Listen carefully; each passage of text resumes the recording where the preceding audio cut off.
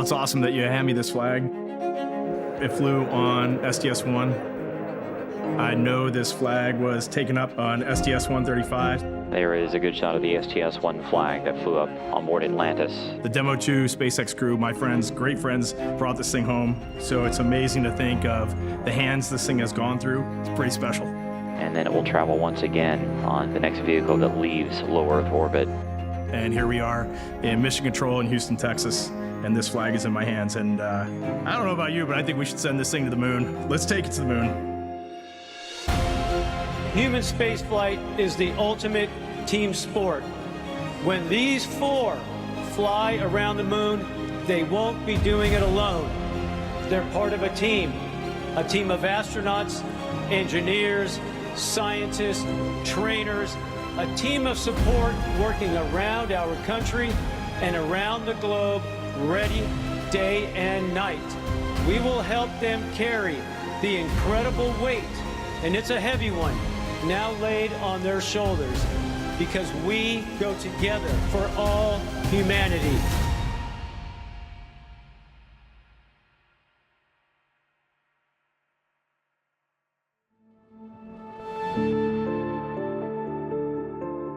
NASA has a rich history of test flights, and we do it for a reason. It goes all the way back to Mercury, to Gemini, to Apollo, to Shuttle, STS-1, Station, where the two modules came together, and we put that first crew on. Demo 2 on SpaceX, a lot of work went into that. Starliner for the crew flight test. These are test flights, and they're test flights for a reason, because we're making sure that that vehicle's ready to go from an operational standpoint from that point further. And Artemis is no different. NASA was established to undertake big, bold endeavors in air and space, to undertake the near impossible. The next up is America's return to the lunar environment. What we learn from that mission is going to help enable America's return to the lunar surface. When we arrive to the moon, we're there to stay. Our mission calls for 4 names. It's difficult to pick just 4 from a group that by its very definition attracts the best and the brightest that humanity has to offer, as humanity looks to find its place among the stars. My name's Norm Knight. I'm the Director of Flight Operations at NASA Johnson Space Center. Well, let me tell you a little bit about what flight operations does. You could think of us as a service provider to the major programs at NASA, both for low Earth orbit and for our exploration goals to Moon and Mars. We plan, we train, and we go execute and fly the missions. Assigning a crew for a mission is complicated, I'll tell you that. We look at our experience base and we say, all right, here's the mission, in this case Artemis 2, higher risk being a test flight, so what complement of experience base do we want on this mission? With a test flight, we typically like pilots that have test flight experience, test pilots. In addition to that, you look for cohesiveness with a crew. We need mission specialists on board that are able to do a lot of the tasks. We go look at an experience base within the office and say who best can fit these needs. How can they work, or will they work together in an environment that's cohesive to aligning to the mission, and you end up with an experience base with those crew that then provide everything possible to guarantee mission success going forward. As head of flight operations, I have the privilege of getting to know each and every astronaut. The best part of my job, is that I'm surrounded by people who inspire, who give hope to those that might follow in their footsteps. I want to thank you all for sharing in this moment today, and thanks to our crew, Reed, Victor, Christina, and Jeremy, as they get ready to embark on this journey. It has been an amazing journey the last 2.5 years. We have just built a tremendous amount of trust between the 4 of us. This crew cohesion, we're at the point now where we are ready to go fly. For us, Artemis 2 is about much more than just going back to the moon. It is about the pursuit of excellence. If you want to go fast, go alone. If you want to go far, go together. And we are going together, and our mission success is built on handing off a starting point to Artemis 3 that sets our country and our partners up to go back to the surface of the moon. Sending machinery around the moon, beautiful machines, is a challenge. Adding humans takes it a giant leap forward. And there is a lot of work that goes into integrating people into the system. This is a very serious endeavor. This is absolutely a test flight. The last time we launched was more than 3 years ago. It did not have crew on it. It was not a completely like-for-like spacecraft on top of the SLS architecture. We basically invented all of the training for the Orion spacecraft and the rocket and put it all together, and now we're in the middle of giving all of that information to the crew to prepare them for the launch. For me, the heart of Artemis 2 are the individuals, the people that are on board that Orion capsule. They are going to represent us as humanity, going out into space on this incredible journey. And to me, that's the real piece there, is the human element. I'm Reed Wiseman, a NASA astronaut and commander of the Artemis 2 crew. I guess if I'm going to answer who I am, first and foremost, I'm a dad. I was a pilot in the Navy. I'm an astronaut. I'm a lover of nature, lover of the Earth, and in general, I just try to be nice to people. I've known Reed a long time, and just an absolute great person. He is very strategic in his thought process. I consider him big picture. His leadership style is really obvious. He's looking for ways to let all of his really talented, experienced crewmates own parts of the mission. Over his career, Wiseman has spent over 165 days in space. In the office, he was the chief astronaut, which is a very tough job. More on the personal side, Reed's just a great guy. I grew up in a small town north of Baltimore, Maryland, known as Cockeysville or Hunt Valley. The first time I remember being interested in space, I was in elementary school. I was always into cars and trains and planes, and I distinctly remember before the first space shuttle flight, I think I was 5 years old, the 747 flew over with a shuttle on the back. I distinctly remember being on a hill near a mall with my mom and dad watching that thing fly over and all. I was a tiny kid. I graduated high school pretty young, and so I was small. I tried all the standard little kid sports. I tried soccer, I tried baseball. Those just did not fit with me. While I was at school, I decided that I wanted to be a Navy pilot. I joined the Navy in college through this thing called ROTC. And then when I graduated from college, that was my road into the Navy.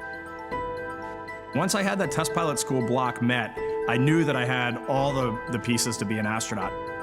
I applied once, I got my rejection letter. It's still hanging up at home. I looked at it last night. I thought it was hand-signed. It wasn't hand-signed. And then in 2009, I applied again for my second time and luckily snuck into an interview round, and then I knew it was all up to me, and the dream was gonna be set by me right there. So are you enjoying your training? Oh, it's awesome so far. Absolutely fantastic. Way better than I had imagined. Getting to accomplish a dream, getting to go out and seize that, you have to sometimes look back and just congratulate yourself. Just take a minute and say, man, you did the thing that you set out to do. What would I tell 8 or 9-year-old Reed? Hey, stay the course. You're doing great. Have some confidence, because I definitely didn't have a lot of confidence as a kid. So go out and have fun and try to do good every day. While we're looking at everybody, if you'll find the lens, just go and look at the lens, everybody. I want to thank God for this amazing opportunity, because Artemis 2 is more than a mission to the moon and back. It is the next step on the journey that gets humanity to Mars. Victor Glover, he's a lieutenant commander in the United States Navy. He has more than 2,000 hours of flight time. He has his bachelor's degree in engineering, his master's in flight test engineering. He was a United States test pilot where he flew F-18s. He came to us from Washington, D.C., where he was serving as a United States Navy Legislative Fellow in the United States Senate. My name is Victor Glover. I'm a NASA astronaut, naval aviator, and a former test pilot. The back of my baseball card, the most important things would be right at the top. It'd be a husband and father to 4 beautiful daughters. And then, being able to dabble in the aerospace industry, fly jets off of a carrier, help design and to operate spacecraft. Those would be down there in the small print somewhere. Victor, He is the philosopher, I would say. He's the one that I've had the most conversations about what makes effective training. When I think of Victor, I think of a supercomputer. And I mean that very sincerely. He is so intelligent, and he is thinking about the mission. He's thinking about solutions. And in working with the teams, it's just fun to watch. Victor Glover, he is my classmate. We were both chosen in 2013 to become astronauts. He is my astro brother. He is incredibly talented, and I am basically in awe of him at all times. Victor Glover, he has become a mentor of mine. I love working with him. It is not a relationship that peaks and then drops off. This relationship is always increasing. I'm learning more about him every single day, and we're working better together every single day. I grew up in Southern California. Being from a socio-economically disadvantaged background, not having a lot of money, it definitely created a challenge. But in all of that, my support and love from my mother and my father was always clear. That always shone through. I played outside. I would come home with rocks and wood, chips, but also like bugs in my pocket. Just this idea to kind of go beyond and know what's next and see what's beyond it's just kind of always been there. Sometimes it wound up with me getting bumps and bruises, I took the rain fly off my tent, tied it to my belt loops, and jumped off my grandparents' roof to see if I could make a parachute, As a child, seeing a shuttle launch on television, really, it captivated me. There are points through my childhood and young adulthood that feeling was always there. When I was in college, I was 20 years old. I decided I wanted to join the Navy. And when I told my dad I wanted to join the Navy, I told him I wanted to be a Navy SEAL. And he said, okay, you might enjoy that. But with an engineering degree from Cal Poly and being a pilot, you might be able to go on and become an astronaut. My dad made a suggestion that changed the arc of my life, literally changed the trajectory of my life. When NASA announced the astronaut piloting its Artemis II mission, Victor Glover Sr. was watching. Obviously, I had tears in my eyes. I was wiping the tears away. Deep down inside, you knew, he's going to be a part of something special. Being able to go to space is just, I think, a sign of the willingness, the work ethic, and the adventure, and the opportunity, the timing coming together. So many people have poured into my life that, if anything, I'm actually reflecting from so many sources. And again, I am blessed. I've been blessed.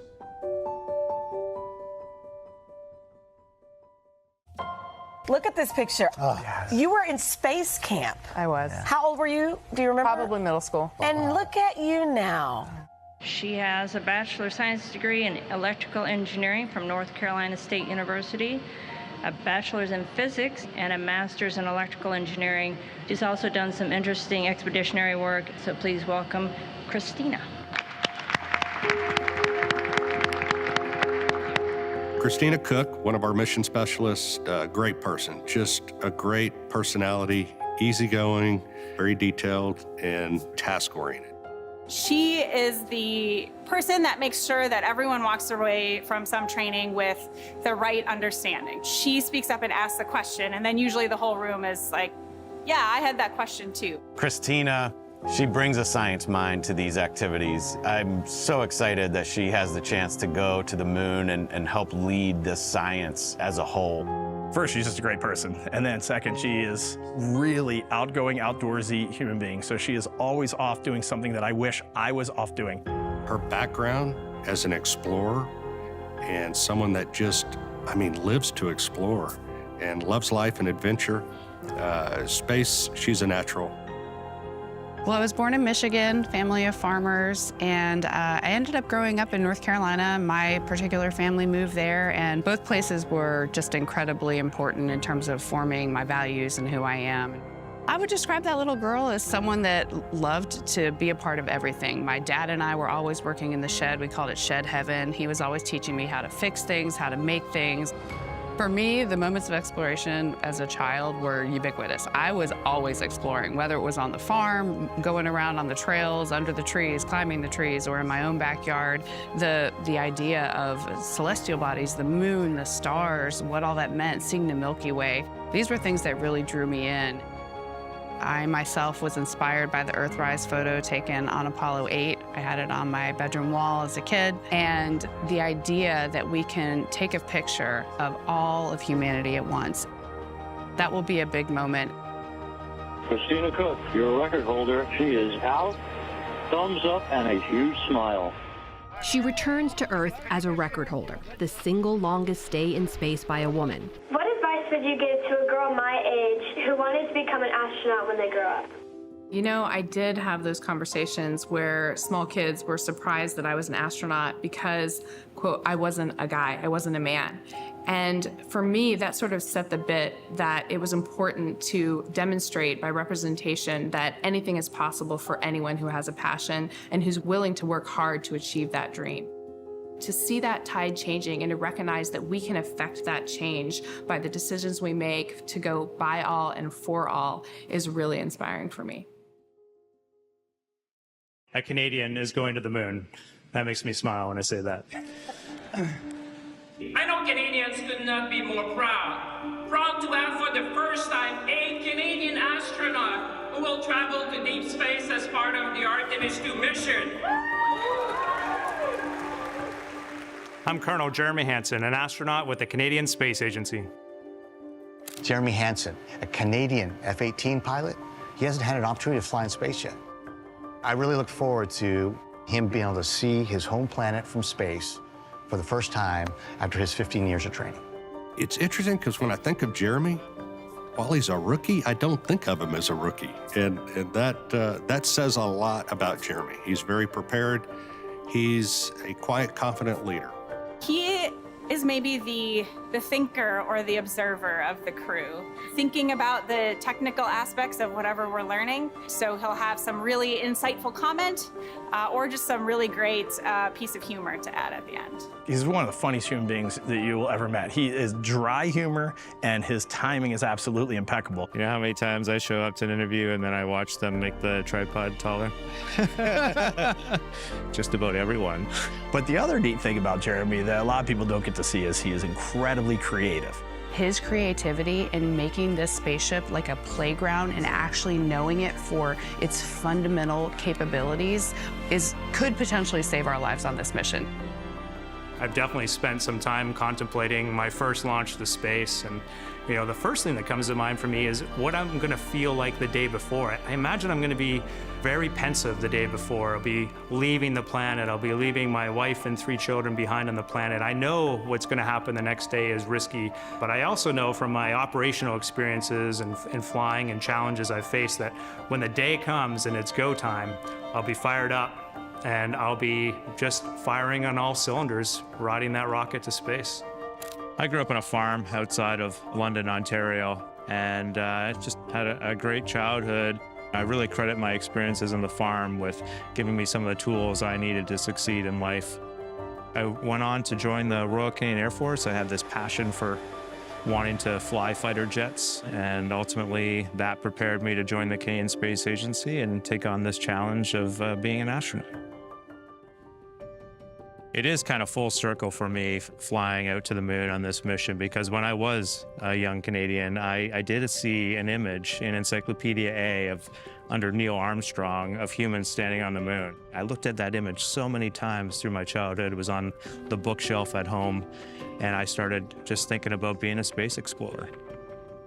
I turned my treehouse into a spaceship. I created all these intricate dials made out of cardboard and popsicle sticks. I found some switches, circuit breakers in the barn that I mounted to have switches in my spacecraft. I had a control column I made out of wood and a hinge, and I was exploring space in my imagination. As a child growing up, I watched Marc Garneau fly in space, a first Canadian in space, and seeing that's what made me understand that it was possible for me to actually achieve that dream. You know, I'm driven by the spirit of exploration. I don't even know that I can tell you why, but there's just something about going to a new place and pushing the limits that really captures my passion. Super proud that Canada is joining the US-led mission back to the moon, the Artemis mission. Just gratitude for what they brought to the challenge.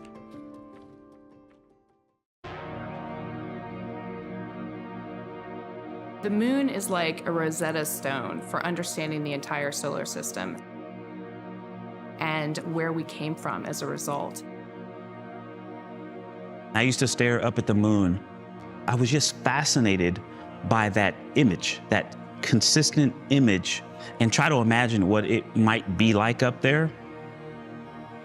Just thinking kind of on a mental journey, like I'm just taking this spiritual flight through the cosmos. But there was just this interesting and significant connection with the moon. Everybody around the world has looked up at that exact same moon. The same side of the moon is always facing Earth, and we are always looking at that same picture. Some people are dreaming of it.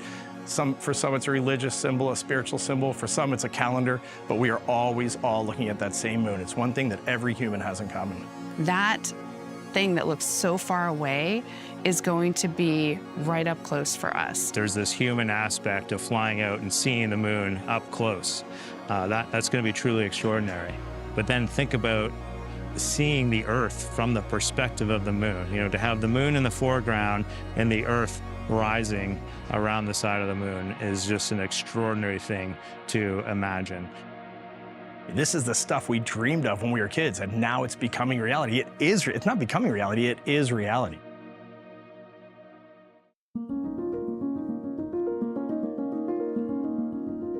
My name is Lakeisha Hawkins. I currently serve as Acting Deputy Associate Administrator here at NASA. We lead the agency's efforts for human exploration to the moon and to destinations further beyond the moon. I'm one of those kids who went to elementary school, and we had enrichment programs where we did some rocketry and some landing experiments. I remember them rolling the TV cart into the classroom, allowing all of us to watch shuttle launches and landings. We were also sitting in front of the TV during the Challenger incident. That was impactful to me. I was one who wanted to explore, but I also knew that there was risk, and I wanted to be able to help others do so safely. And so that's always been in the back of my mind. Test flight means extra risk, even more when you're flying to the moon. How much more dangerous do you personally feel going into this mission compared with your previous space flights or other high-risk endeavors? And how are you and your families dealing with it? I have a family. You know, I'm a husband and a father. And so my family, we're preparing the same way. We talk about everything. We talk about how we're feeling and work with them to prepare as much as I train. It's very exciting to fly crew, but it's also daunting, right? Because these are people who have families, moms, dads, kids, you know, dreams, aspirations, and they're putting their lives in our hands. You know, I look at this one as failure is not an option. That's kind of cliche, you know, but I was part of the Columbia accident investigation, and I've always remembered that. I think one of the biggest things that my leadership team and me have to overcome is the arrogance and the complacency that comes with the success that we have had, and to make sure that we leave no stone unturned.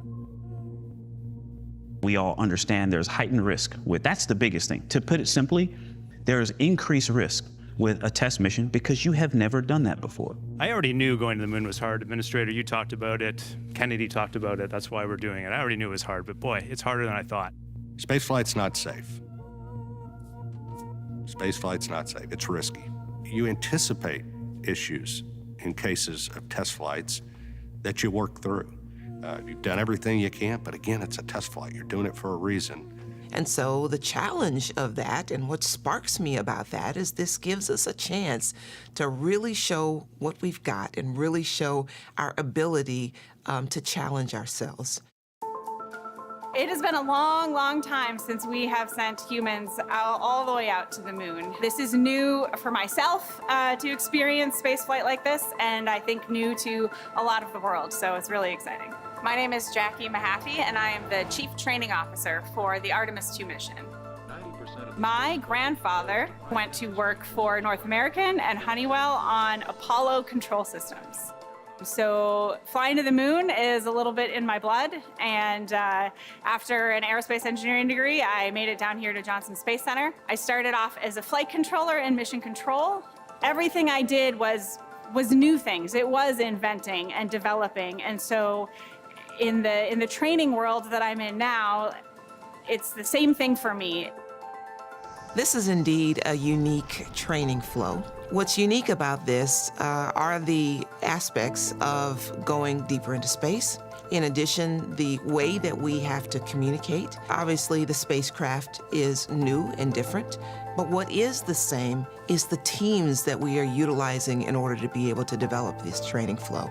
Most of the team here at Johnson Space Center have had some experience with the space shuttle and training crews for space shuttle missions. A lot of experience in the last 25 years training for the space station. But this whole idea of this small spacecraft, small capsule, and sending it as far as we do and making sure that the crew is equipped to handle things on their own if needed is something new for us. Artemis II is the first time we're flying this spacecraft, so the training materials have been developed while we've been taking the training.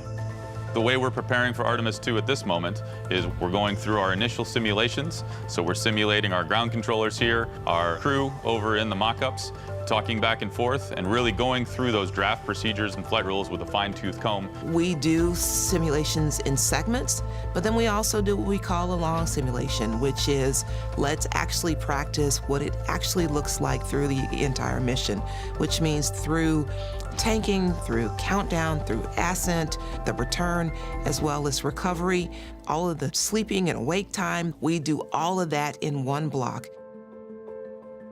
For the Artemis II mission, we have 9 days to do everything that we need to do to test the vehicle and to prove out all of the mission objectives. We're much more focused on the crew understanding exactly the activities that they're going to see throughout the mission, where they might find things on board, and an understanding, hey, if something does go wrong, and it's important that both the astronauts and the team that supports them on the ground in Houston are ready to solve the problem quickly. Working with the teams to figure out the right answer for everything is literally a day-to-day activity, and it has been awesome.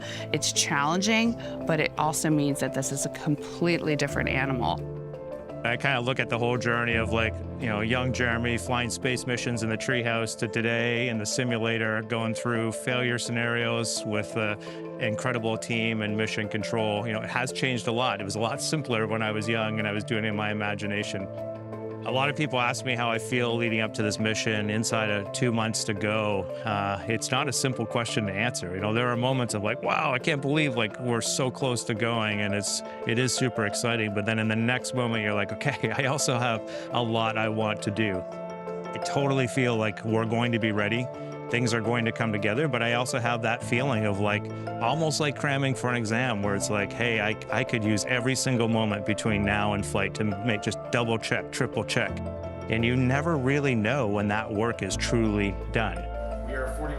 We can sit in a simulator all day long and fail different components, and we can write procedures perfectly to flesh out all of these issues. But in the end, something is going to fail in an unexpected way, and it's the process. How do the 4 crew members think about this? How does mission control think about this? How does the engineering support team think about this? And then how do we all communicate together to get through this failure? The Artemis II crew and the ground teams are cohesive.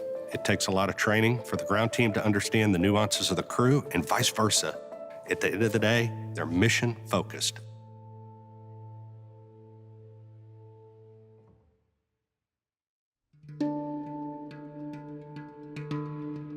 The Artemis II crew, in advance of the mission, have gotten to help trailblaze a couple of the training pieces that future crews that are going to be landing on the moon will get to do. We took the whole crew to Iceland to look at the geology there and just some of the parallels to the moon. We are here in Iceland training astronauts and training other Artemis personnel in field geology. So we're going to be exploring the volcanic deposits, teaching them how to explore a station when they're doing EVAs on Artemis, and also how to make good observations when they're passing by the moon on Artemis 2. Iceland is a great analog for the moon in a bunch of different ways. It's got the planetary processes, in this case volcanism. It has the landscape. There's no vegetation here. It looks like the moon. The geologists are really hoping that there's some areas of interest that we can look at with our human eyes, be able to scan across the moon with different lighting angles as we fly around and collect some data that the satellites orbiting the moon aren't able to get for them.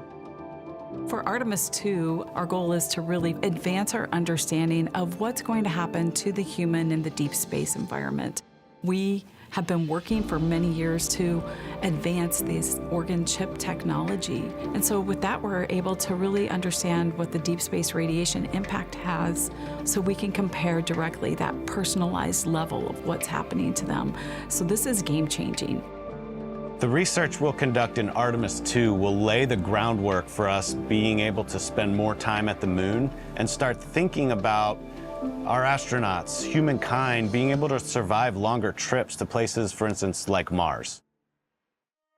We got to look inside the simulator in Building 9 yesterday, and some of us were thinking, okay, this isn't Gemini 7, where two guys spent 14 days in a vehicle the size of a Volkswagen, but it's 4 people inside a vehicle the size of maybe a minivan for 9 days. Can you just talk about the human element of living in close proximity with all that's riding on the mission, but just the physical closeness inside that cabin and how you guys are going to manage that? As you guys know, we've been training together for over 2.5 years now, and with that comes a closeness that I think is built in for a reason. The importance of bonding as a crew is so that we can communicate with each other.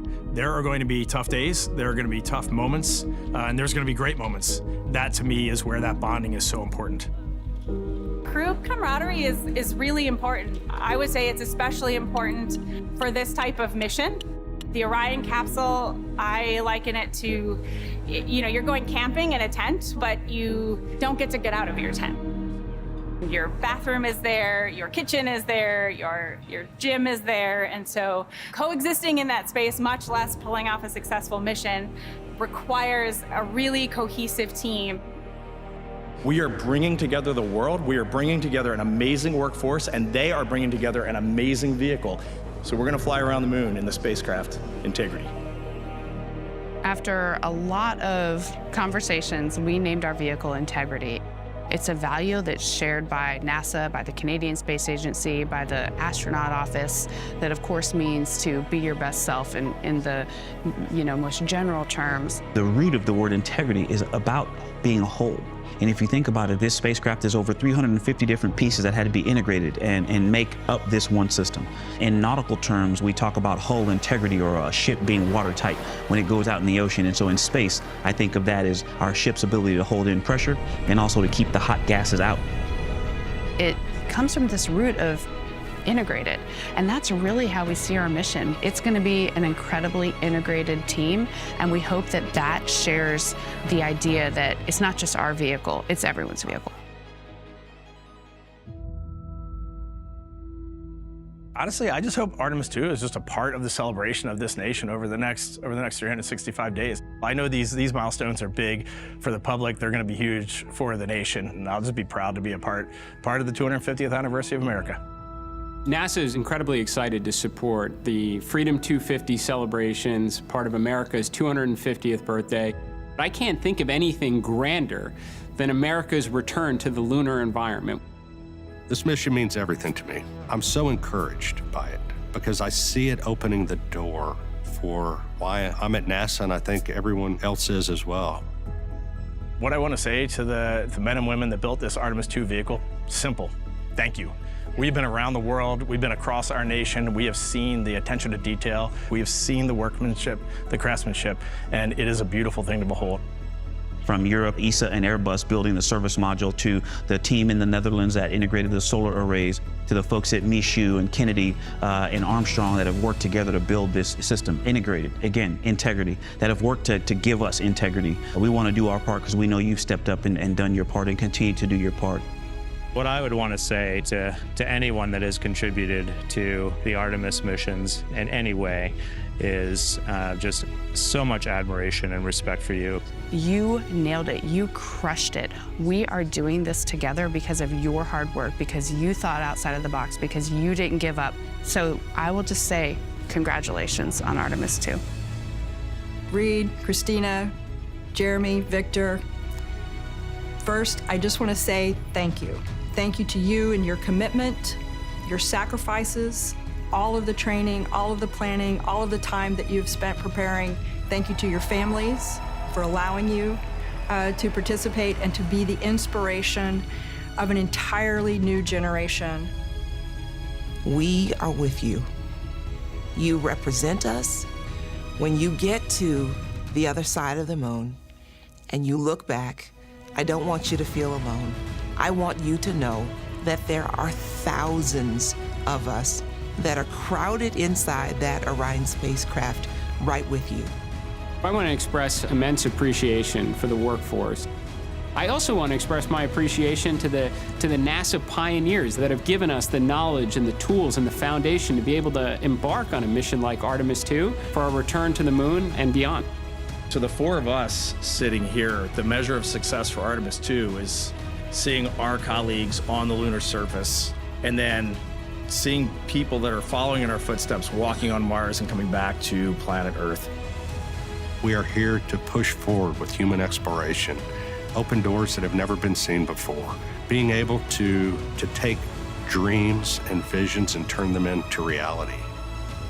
We are going to carry your excitement, your aspirations, your dreams with us on this mission. Artemis 2, your mission.